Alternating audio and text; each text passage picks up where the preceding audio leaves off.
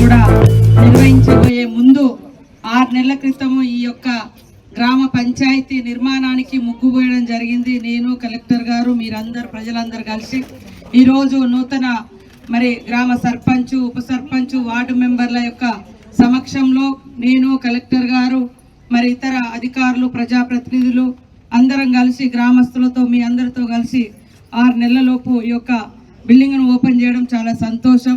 ఇంకా రేపు రాబోయే కాలంలో తప్పకుండా మహిళా భవనం కూడా ఇస్తాము.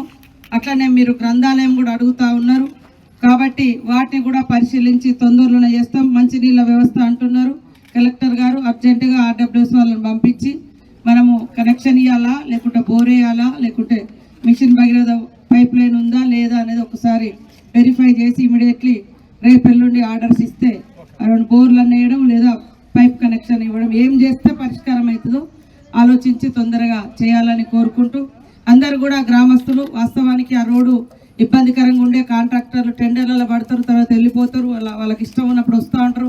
అయినా కూడా నేను ఆ రోజు చందర్ తోటి మాట్లాడి వాళ్ళకి తెలిసిన ప్లాంట్ నుంచి ఆ మాత్రం సీసీ ఇట్లా చేయించడం జరిగింది.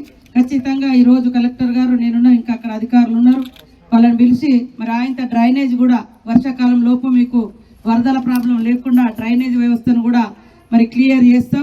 అదేవిధంగా శ్మశాన వాటిక రోడ్డు కూడా మీరు ఇందులో రాసి ఇవ్వడం జరిగింది. దీన్ని కూడా తొందరలో ఎట్లా అవుతుంది అనేది చూసి రేపు ఎల్లుండి మా వచ్చిన పిఆర్ వాళ్ళు ఒకసారి ఆర్ఎన్బి గారు రోడ్డు ఎటు లోపలికి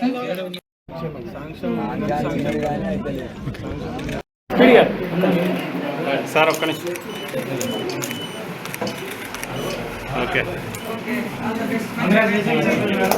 చేయడం జరుగుతుంది. మీ అందరి సమక్షంలో ఈ గ్రామాలను అభివృద్ధి చేసుకుందాం.